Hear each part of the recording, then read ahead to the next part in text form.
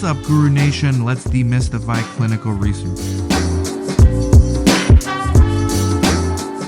Guru Nation, thank you so much for watching. Make sure you like, subscribe, comment, share. Really means a lot to me. Just like the title says, this is going to be about monitoring visits, but specifically about how sites and CRAs interact, specifically coordinators and CRAs. We're going to throw in the PI a little bit, but a lot of you sites, a lot of you coordinators are nervous. You haven't done any monitoring visits or what have you, and you don't know what to expect. Well, this topic was actually inspired by a question we received from one of our clients at DSCS. We help sites get studies. We help sites navigate issues just like this. We help sites do their budgets, all for a low monthly fee, mainly helping get studies and do the feasibility process. But we understand that sites have questions and these things are rarely addressed. So how to interact with a CRA, what's appropriate to share, what's not, what is your CRC going to do, what can you expect? We're going to get into that. Before that, really quick shout out to my sponsors, Viva Site Vault, e-regulatory, free. We're going to talk about regulatory a lot in this video. Sites.viva.com, boom, free. Next one is Inato, get studies. This is for the more experienced sites, but if you're an experienced site, it's a good way to get studies. Inato, check out the link below. CREO, eSource, eReg, CTMS, manage all your study visits and protocols, everything, CREO. And finally, Versatrial organizes all your portals and everything. So go check those out. Okay. When you have a monitoring visit, your coordinator is the one to greet the CRA when they arrive. And we're going to assume this is all on-site, in-person monitoring visit. A lot of these same fundamentals apply to remote monitoring visits when the monitor is not physically present, but is still monitoring the site. Because of tools like CREO or Viva, they're increasingly able to do so, but the majority of monitoring visits are still on site. So in-person monitoring visits. So usually the coordinator greets the monitor. They typically start when the site opens. So 8 or 9 a.m. is normal. Sometimes earlier. If the site opens earlier, the CRA really can come whenever they want to. They usually try to come when the site opens or shortly after. So the CRC will greet the CRA. The CRC will ideally take the CRA to the monitoring space. Hopefully your site has a dedicated monitoring space, and you can certainly use that room or that dedicated space when the monitor is not there. Most of the time there's not a monitor at your site, but when they are there, they should be private. They should be in their own space where it's quiet and people are not walking around or seeing patients. That's important. But sometimes sites run out of space, including my own. Sometimes we have multiple monitors in a day and we don't like to put them together.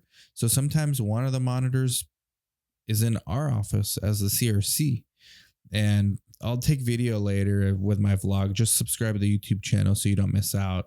And you'll see. Sometimes I even interview the monitors in person on site. So have them situated, get the Wi-Fi code and everything set up for them. They're probably going to give you an itinerary at the beginning of the monitoring visit. Like, hey, this is what I'm going to do. These are my areas of focus for this visit. They should have given you that on their confirmation letter, but those are usually templated for the most part. So they're going to give you the specifics for your site and for that particular visit when they show up. So they might say, hey, you know what? I noticed you had like 2 SAEs recently. I'm definitely going to focus on those SAEs. So maybe be around, be prepared for me to ask questions. And they'll usually ask the coordinator, what's the best way for me to contact you today? Should I need you? And that is where it's up to you as the site on how you want to handle that. Some sites are very big and you don't want a CRA walking around and getting lost, or sometimes they're just nosy, poke their head in the wrong place. So CRAs are usually respectful of this and ask, what's your preference? And if your office is just right around the hallway, You can just tell the CRA, hey, I'm going to be in my office. It's right there. If you need me, just come get me. Otherwise, or you can text me or you can email me and I'll come. Usually the CRAs, when they run into something that requires immediate resolution, meaning they don't want to leave it as an action item, they'd rather just get it done right then and there.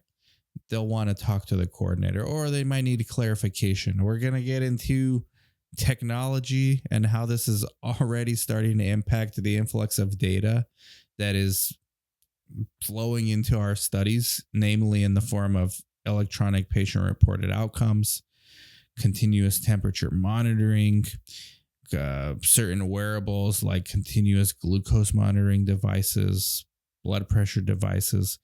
This data can pile up, and someone needs to be really careful and cautious about looking at every single data point. And we're not there where AI is looking at this stuff yet, or at least not on every study. So it boils down to human labor, manual labor in the form of a CRA and CRC. So you might get asked a bunch of questions like that. But what's appropriate to share? I mean, this client of ours asked, what is appropriate for me to share? Do I show them the informed consents? Well, of course you do. Well, but their rationale was interesting. They said, well, the patient writes their name on the informed consent. Isn't that protected health information? Yes, it is protected health information, but when the patient signs a consent form, and I learned this from Bree Burks at Viva, when a patient signs a consent form and it has authorization to release records, they are literally consenting that individuals, appropriate individuals qualified and assigned to monitor the study, are allowed to see the PHI. So you're not going to put social security numbers necessarily. You're not going to put addresses, although I've seen those as a monitor on records, but name for sure. So maybe not such a dumb question. Can we show the informed consent? But of course, because how could the monitor verify that you're going through the informed consent process properly without actually looking at the informed consent? And every informed consent requires a patient to print their name and sign their name and things like that. So yes. Now, whether you're using eSource or whether you're using paper, this is why I like the eSource. You create the eSource, you control what the monitors have access to and what don't. So like in Creo, when you upload a document, if you don't e-sign it, it's not visible to external users, and external users are the monitors. Whereas with paper source, anything you put in the source binder is viewable. Now, why might this be important? Well, you may be putting drafts in Creo that are not fully signed. So unsigned lab results. Very common to put unsigned lab results. PI didn't get a chance to sign them yet, so we're uploading the unsigned lab results. Well, what about when the PI actually signs the lab results? Because some PIs still prefer wet ink signature. Even my PI with eSource with Creo, he's still kind of on lab results, still doing the wet ink signature. So now you're going to have two versions of the lab results in Creo, but only one is digitally signed. Only one's viewable by the CRA. Whereas in the source, paper source, there's no need for two because one that is unsigned becomes signed at one point. So paper is like a little more complicated in a way because things can be missed easier on paper. So lab results is a perfect example. CRAs are going to be looking at lab results. Is the investigator assessing for clinical significance on every abnormal value? Yes or no? Any abnormal lab value will have a box where the PI needs to check CS or NCS, clinically significant or non-clinically significant. The CRA cannot assess this if this is being done properly unless they have access to the lab results. So make sure your lab results are signed, filed, and that you are up to date. Another thing is make sure the lab results are being signed in a timely manner. If your PI is not able to sign the lab results, maybe a sub-I should sign them in a timely manner first, And then the PI can countersign it later just to show that they have PI oversight. And that brings us to the greater, broader topic of PI oversight. Every monitoring visit confirmation letter will say, I would like to meet with the principal investigator during this time.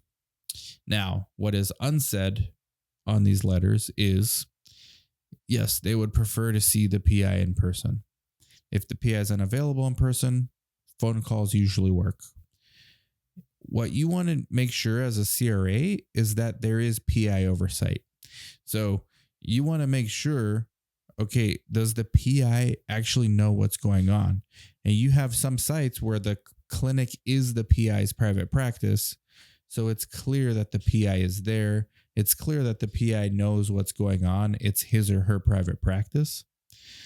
There are cases and there are sites where there is no private practice associated with the research site. Those are called standalone research clinic. So typically the PIs have to come to the clinic for those kind of sites, and the PIs have to make their schedule in order to see patients, see monitors, sign lab results, etc. Well, in those cases, you want to make sure if you're a monitor, hey, if I didn't see the PI at the last monitoring visit, maybe I talked to him or her on the phone. Did I see him the next time? And usually the unofficial, so don't quote me on this, rule of thumb is you don't want more than 3 visits in a row, 3 monitoring visits in a row where the PI is not on site and not available by phone, because then it becomes kind of a problem. It starts pointing to and hinting at lack of PI oversight. So the monitors do have to write this in their report. Did you meet with the PI? Now, interestingly enough, meet in most of the monitoring visit reports I've done myself or seen, meet can mean by phone. Meet doesn't have to mean in person, doesn't specify. Now, in the comment section, you can write, if you're a good CRA, hey, I met by phone with PI and we discussed this, and this. So as long as the PI kind of knows what's going on and you're keeping them informed about the study, PI oversight box is checked. But I'm bringing this up because sites are asking, hey, does my PI actually have to be there like all 8 hours when the monitor is there? No, of course not. On average, when there's no issues at my site, my PI will meet with the CRA 5, maybe 10 minutes max. Usually I, as the site director, make it a point when there's a monitoring visit, I tell my PI the day before or the morning of, hey, we have a monitoring visit today for this study. These are the main issues we've been having. If there are no issues, I say there's really no issues, but it would be nice for you to just say hi. So just pop in there and say hi sometime during the day. And my PIs are generally really good about it, and they go in there and talk. And sometimes they talk like 10, 15 minutes, even longer if they're interested in the conversation. Then the CRA has the opportunity to share things, what the site's doing well, what they're not doing well, things like that. So we talked about informed consents. We talked about PI oversight. We talked about labs, and everything I said about labs as far as being timely and assessed for clinical significance. It's the same thing with ECG. Is the PI or sub-I assessing it? And if it's not the PI but a sub-I, is the PI countersigning it? PI oversight, very important. One of the most important things at a monitoring visit as well is investigational product accountability. So let's start. Before we even get to the IP, the temperature logs. Make sure you have temperature logs available. If you're using those continuous temperature monitoring devices, which check the temperature, mine does every hour, you got a lot of data to look at. And you got to make sure, was there ever a temperature excursion? And if there was it documented? That's what the CRAs are going to be looking at too. Now, my temp stick shows a range over a period of time, so you don't have to go through line by line every hour for every day, because that's like 24 entries every day. It's a huge Excel file. If you're talking about 3 months of temp logs, 6 months of temp logs. So there are ways to search for the temp ranges, min and max, and those kind of things. But make those available to the CRA. And more importantly, if you're the CRC, make sure there were no excursions. And if there were, make sure you're quarantining them in a contemporaneous manner. We're going to do a separate video just on temperature excursions another time, but temp logs important. Another thing that's important to give access to the CRA is the actual investigational product, especially the returned investigational product. I hope you as sites are doing your own IP accountability at every visit. So when a subject comes in for their regular visit, there is some form of IP accountability going on at the site. Did they dose as they were supposed to? Were there any issues with dosing? What about certain studies have rescue medications? Were rescue medications accounted for? Does it match up with what the IRT says? Does it match with the physical count of pills in the bottle or whatever other form the IP is in? Does it make sense? You should be doing this as a site on a visit by visit basis with your patients, because at the monitoring visits, if you've been doing your job and documenting it properly, it makes IP accountability easier for the CRA. If you haven't been doing it and the CRA starts finding a lot of issues with IP accountability, you might have a lot of protocol deviations on hand. You might have a pretty upset monitor because they had to do way more work than they thought they were going to have to do. You might get retrained. If it's serious enough, you might even be put on a screening hold. If it's really serious enough, you might be triggered for an audit. So make sure as a site, you are not cutting corners with investigational product accountability, which includes if there is any patient diaries that are electronic, the diaries, because as we're starting to see these these ePros, electronic patient reported outcomes or diaries, some of these protocols have them on a daily basis. Well, who's looking at it on a daily basis? It should be the coordinator or someone at the site, like an assistant. This stuff is getting so important. I'm thinking of having a position just for this at my site. We don't have enough studies just yet at Yuma Clinical Trials, but we're getting close to where I will hire someone that's like a data manager just for site to look at daily diary entries and all this stuff and make sure everything makes sense. Pay attention to that. The last thing you want as a site is your CRA to find a whole bunch of issues that they didn't expect to find. Protocol deviations, unreported ones. If you have a deviation in your site, make sure you're reporting it in a timely manner. That's ALCOA-C, right? The first C in ALCOA, ALC, that first C, contemporaneous. So it looks better if you are catching your own deviations as opposed to not realizing you had deviations and letting your CRA catch it. Because now your CRA is going to say, well, this site doesn't really know what they're doing on this aspect. I got to retrain them. And maybe I got to come more often. Maybe I got to come like 2 days now instead of 1 day. Or maybe instead of every 6 weeks, I got to come every 3 weeks until the site gets these things straightened out. So protocol deviations, make sure you're catching them. Same thing with adverse events, and especially serious adverse events. As a general rule of thumb, if there is a change to the patient's ConMed for any reason, it's probably an adverse event, unless it's an existing medical history. And then you got to decide as a PI and as a CRC, is this an exacerbation of an ongoing medical condition? Is that an adverse event? And when in doubt, you need to contact your medical monitor. Please don't let your CRA discover these things. If you're a site, do your job of documenting properly and looking out for patient safety. That's number one, is patient safety in these studies. And really, that's what the CRA's main job is. The CRA is the last line of defense between the site and the FDA, but the CRA is also the last line of defense between the site randomizing a patient that shouldn't be randomized because it's dangerous for them. Which brings me to another point. We discussed informed consents and screenings. Randomization is very important. Inclusion-exclusion criteria extremely important. Make sure you have all supporting documentation that the patient's actually qualified to be in the study. This usually includes medical history. Now, make sure you go through that medical records with a fine-tooth comb, because sometimes these patients are on a whole bunch of con meds, and some of those meds, if you don't look carefully, are prohibited.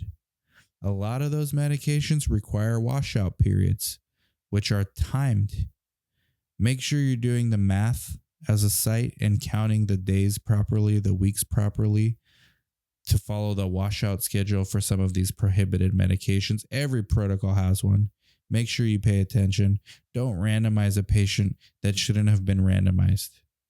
And again, that's the CRAs, like the last line of defense. If the site's not doing their job properly, as far as inclusion exclusion criteria, the CRA is the last line of defense. So you want to make your monitoring visit pleasant. Most of the time, if you're following the protocol and good clinical practice, you've got nothing to worry about. There are going to be little discrepancies here and there. Well, I actually think this is a deviation. And then you say, well, this is actually not a deviation. Here's why. You can get into some like educated discussions about that.